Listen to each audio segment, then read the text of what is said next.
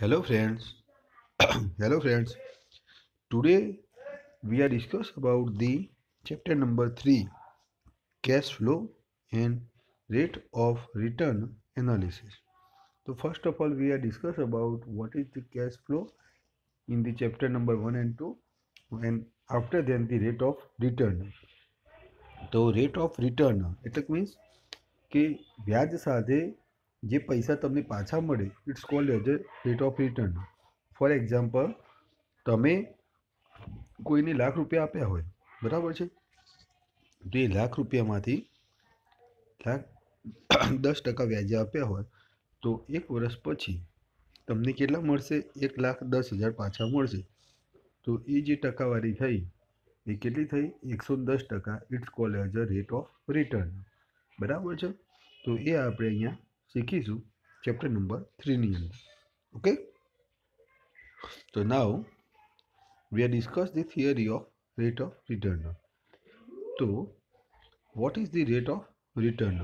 So, in engineering project, cash inflows and cash outflows. Inflows એટલે આવતી income અને જતી income. Transaction are being carried out regularly. તો એન્જિનિયરિંગની અંદર આવતી ઇન્કમ અને જતી ઇન્કમ એટલે મીન્સ તમે કોઈ પણ ધંધો કર્યો હોય તો એની અંદર આવતી ઇન્કમ એટલે મીન્સ આવક અને જતી ઇન્કમ એટલે મીન્સ જાવક બંને હોય જ, બરાબર છે. તો એ રેગ્યુલરલી તમારે આપવાની જ હોય છે. તમે કોઈ પણ કસ્ટમર પાસેથી તમારે જે જોઈતી હોય વસ્તુ એ તમે એને આપો, એને જોઈતી હોય તો એ તમે કેશ આઉટફ્લોઝ કહેવાય. તમે કોઈની પાસેથી વસ્તુ પરચેસ કરો તો એ કેશ ઇનફ્લોઝ કહેવાય. તો hence during 1 year cash in cash, એક વર્ષમાં cash, non cash, cash cycle, yearly rate of return is calculated. તો એક વર્ષ પછી એટલે એમ કહેવામાં આવે છે કે કોઈ એક સમયગાળા પછી એનું જે એક વર્ષે અથવા તો 6 મહિને અથવા તો 10 વર્ષે અથવા તો 5 વર્ષે 2 વર્ષે કોઈ એક સમયગાળો નિમિત્ત કરેલો હોય એ દરમિયાન તમે રેટ ઓફ રિટર્ન કેલ્ક્યુલેટ કરી શકો છો. તો if during cash non cash cycle, cash અને જે નોન કેશ સાયકલ છે, જો એની અંદર cash flows increase the terminal cash flow, એ શું કહેવા માગે છે? તમે જે આવક લાવો છો એ વધી જતી હોય then it is the sign of positive return of profit. એ શું કહેવા માગે છે કે તમે કોઈને આપ્યા પૈસા, એ પૈસા આપવાથી તમને જો વ્યાજવા આપ્યા હશે તો ઓલવેઝ તમારે શું કહેવાય, 1000 આપ્યા હશે તો એના 1010 મળશે અથવા તો 20 મળશે, જે તમે વ્યાજદર નક્કી કર્યો હોય, બરોબર છે. એ જ રીતે તમે કોઈ પણ ધંધામાં પૈસા રોકેલા હોય અને એ ધંધો તમને જો બેનિફિટ કરાવતો હોય, ફોર એક્ઝામ્પલ બેનિફિટ, તો એની અંદર શું થશે? તો તમારું જે કેશ ફ્લો છે એ ઇન્ક્રીઝ થાય. તો રેટ ઓફ રિટર્ન કેવું કહેવાય? પ્રોફિટેબલ કહેવાય. અથવા તો બીજા શબ્દોમાં કહીએ તો એને શું કહેવાય? Positive return. તો આ જો ડેફિનેશન પૂછાય positive return off rate of return અથવા તો પ્રોફિટ, તો તમે આ વસ્તુ લખી શકો છો, બરાબર છે. વેર એઝ કેશ ફ્લો ડિક્રીઝ, જો તમે કોઈને પૈસા આપો અથવા તો ધંધામાં તમે કોઈ પણ જગ્યાએ રોકાણ કરો 10 લાખનું અને એ ધંધો પૂરો થતાં તમને 8 લાખ મળે તો 2 લાખનું તમે શું કર્યું કહેવાય? નુકસાન. તો it's called as a negative return. એ શું કહેવાય? નેગેટિવ રિટર્ન અથવા તો લોસ કહીએ, જે આપણે રોજિંદા શબ્દોમાં વાપરીએ જ છીએ, બરાબર છે. તો rate of return is the net gain અથવા તો loss on investment or a specified time period. એ શું કહેવા માગે છે? રેટ ઓફ રિટર્ન એટલે કોઈ એક સ્પેસિફાઈડ ટાઈમ નક્કી કર્યો હોય, 6 મહિના, 1 વર્ષ, 2 વર્ષ, કે જેની અંદર તમે કાં તો નફો કાં તો નુકસાન વેઠી અને તમે જે પાછું મેળવો છો તમારી મૂડી, it's called as a rate of return. એના ઇંગ્લિશમાં લખેલું છે rate of return is the net gain અથવા તો net profit or loss within a time period in investment over a specified time period. Okay, it is expressed as a percentage of the investment initial cost. અને આ જે rate of return છે એ percentage wise calculate કરવામાં આવે છે. તો rate of return is equal to current value, it's equation.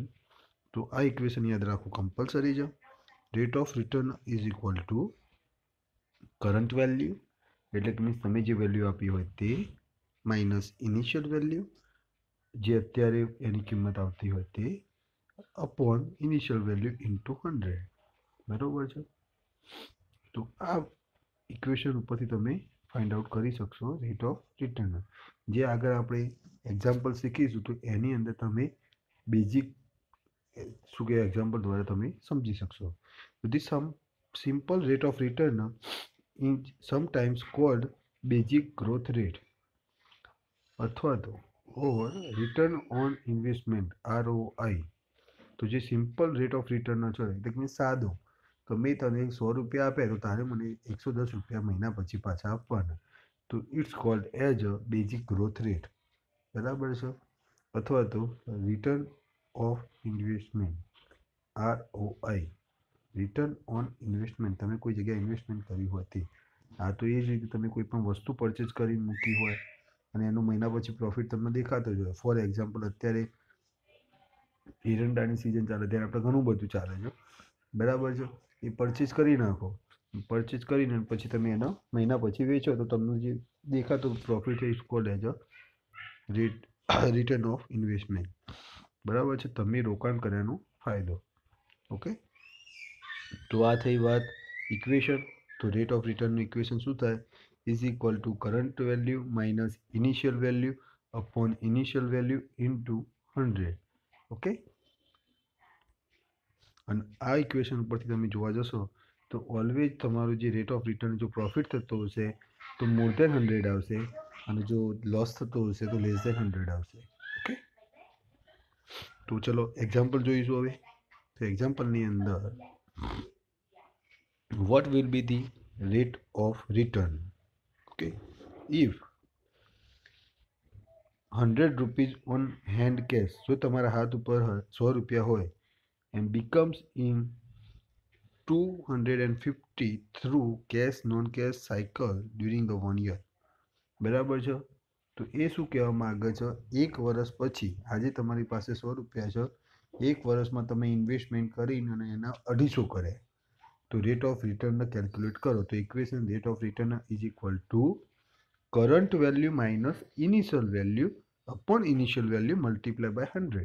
તો what is the current value? તો કરંટ વેલ્યુ એટલે મીન્સ એક વર્ષ પછી તમારી જે કિંમત થઈ હોય એ, તો is equal to 250 minus initial value એટલે તમારી પાસે જે પોતાની કિંમત હતી તે, it's called as a 100 upon initial value એટલે ઇન્ટુ 100 એન્ડ ઇન્ટુ આવશે 100. બરાબર, પર્સન્ટેજમાં કેલ્ક્યુલેટ કરવાની આવે છે એટલા માટે. તો 250 માઇનસ 100 એટલે મીન્સ 150, 100 ઉડી જાય એટલે 150%. એટલે શું કહેવા માંગે છે? તમે એક વર્ષ પછી 150 ગણું કમાયા. બરાબર છે. અથવા તો પ્રોફિટ કર્યું. એટલે મેં તમને કહ્યું એ રીતે 100% કરતાં વધી જાય તો મીન્સ 0% કરતાં વધી જાય તો એ પ્રોફિટેબલ હોય, માઇનસમાં પણ જઈ શકો છો. બરાબર છે. એ જ રીતે બીજું એક એક્ઝામ્પલ છે. What will be the rate of return if 100 rupees on hand becomes of 50? આ જુઓ માઇનસ આવી. બરાબર છે. પેલું પ્રોફિટનું તો હવે આવ્યું લોસનું. તો આફ્ટર 1 યર, એક વર્ષ પછી તમે એના શું કરી નાખ્યા? 100ના 50. આપણે નહીં કહેતા કે આ તો 100ના 60 કરે છે, એ રીતે કે એને ઓછા કર્યા. બરાબર છે. તો 100ના 50 કર્યા, પેલા 100ના 250 કર્યા હતા. તો એ પણ ઇક્વેશન આવશે, પણ આ માઇનસમાં આવશે. તો કરંટ વેલ્યુ એટલે 50 માઇનસ 100 ડિવાઈડ બાય 100 ઇન્ટુ 100. 100 જતા રહેશે એટલે -50%. એટલે શું કર્યું? 50% લોસ કર્યું. જો માઇનસ આવો 0% કરતાં ઓછું થાય, માઇનસ ચિહ્ન આગળ આવો તો it's called as a losses rate of return, અને પ્લસ ચિહ્ન આવે તો it's called as a positive અથવા તો profit. Okay. After the example we are discuss deeply in rate of return. તમે સમજી ગયા કે રેટ ઓફ રિટર્ન એટલે શું? ઓકે.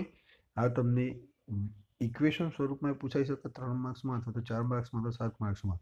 તમે એને એક્ઝામ્પલ આપીને first of all any definition લખો, તેના પર એનું ઇક્વેશન લખો, દેન આપણે એનું એક એક્ઝામ્પલ સમજાવીને તમે એને લખી શકો છો. બરાબર છે. પ્રોફિટનું એક્ઝામ્પલ આવો અને લોસનું પણ એક્ઝામ્પલ આવું સમજાઈ જવાનું, એકદમ બીજી વસ્તુ છે. Okay. Now a rate of return can be applied to investment. Rate of return માત્ર ને માત્ર કોની ઉપર એપ્લાયમેન્ટ કરી શકો છો કે જે તમે ઇન્વેસ્ટમેન્ટ કર્યું હોય તે.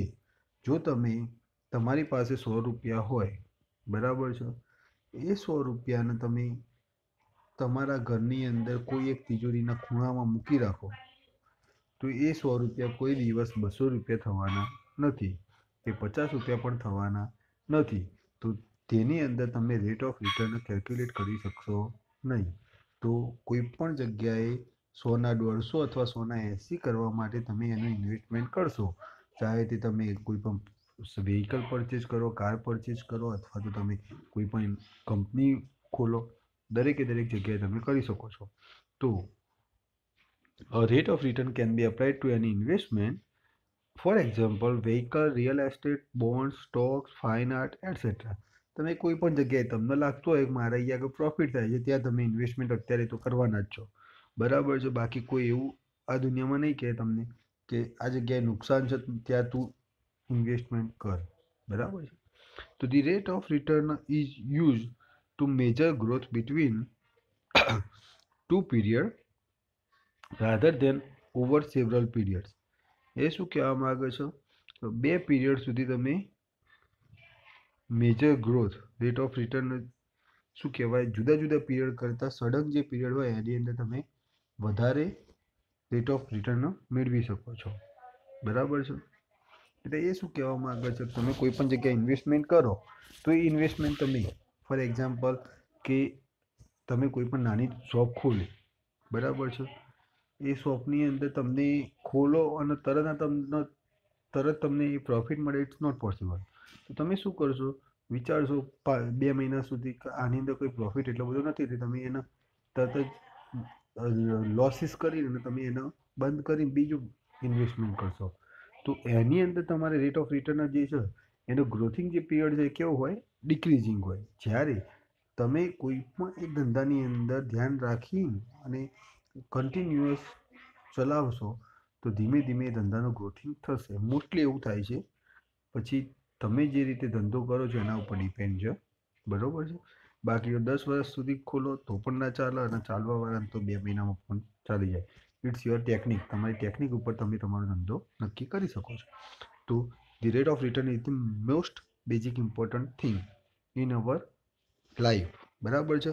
જો તમારી લાઈફની અંદર રેટ ઓફ રિટર્ન જ તમે નક્કી નહીં કરી શકો તો એના ઉપરથી તમે કોઈ પણ વસ્તુનું શું કહેવાય કેલ્ક્યુલેશન વગરની જિંદગી જીવી શકશો, અને એ જે વેલ્યુ નથી. એ જ રીતે it can be use many purposes. ઘણી બધી જગ્યાએ ઘણા પર્પઝીસથી યુઝ થાય છે. For evaluating investment growth to year over year changes in company revenue. જો તમે કંપનીની અંદર ઇન્વેસ્ટમેન્ટ કર્યું છે તો એની અંદર જુદા જુદા પર્પઝ માટે તમે ઇન્વેસ્ટમેન્ટ કર્યું હોય તો દરેકનું જે પર્પઝ અલગ, એમ એનો ગ્રોથિંગ પીરિયડ અલગ. એટલે મીન્સ અમુક પર્પઝ 1 વર્ષે તમને પ્રોફિટ આપે અને અમુક 10 વર્ષે પ્રોફિટ આપે. ઓકે, તો એ વસ્તુ કહેવા માગે છે. Usually rate of return on investment is calculated yearly. Mostly તો યરલી જ કેલ્ક્યુલેટ થાય છે. But for some cases cash flow is less than 1 year. Short period માટે હોય અથવા તો more than 1 year greater period cash flow, then ROI can be have different computation based on cash flow data. તો એની અંદર rate of ઇન્વેસ્ટમેન્ટની જે ગણતરી કરવાની હોય છે એ અલગ રીતે થાય છે. મોસ્ટલી બધા 1 વર્ષની જ કરે છે. ફોર એક્ઝામ્પલ આપણે 31 માર્ચ ટુ 31 માર્ચની કરીએ છીએ, બરાબર, 31 માર્ચ ટુ 31 માર્ચ, આપણે નહીં કહેતા 1 એપ્રિલ. તો એ જ રીતે મોસ્ટલી હોય છે, પરંતુ અમુક સમયે લેસ દેન 1 પીરિયડ અમુક જગ્યાએ હોય છે કેશ ફ્લો, અને અમુક જગ્યાએ મોર દેન 1 પીરિયડ 1 યર હોય છે. ઓકે, તો એની અંદર આરઓઆઈની જે કેલ્ક્યુલેશન છે એ કેવું હોય છે, અલગ રીતે થાય છે. ઓકે, હવે અહીંયા આગળ આપણે આ ફર્સ્ટ લેક્ચર આપણું અહીંયા આગળ આ ચેપ્ટરનું પૂરી કરીશું. આપણે આ ચેપ્ટરની અંદર શું શું શીખ્યા, તો the definition off rate of return, then the equation of rate of return, and then the example of rate of return, and theoretical of rate of return. Okay, bye.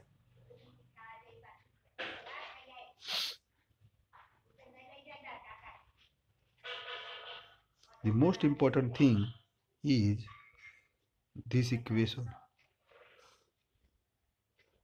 Totally આખા ચેપ્ટરની અંદર આ જ ઇક્વેશન ઉપર તમારે study કરવાનું રહેશે most of. Okay.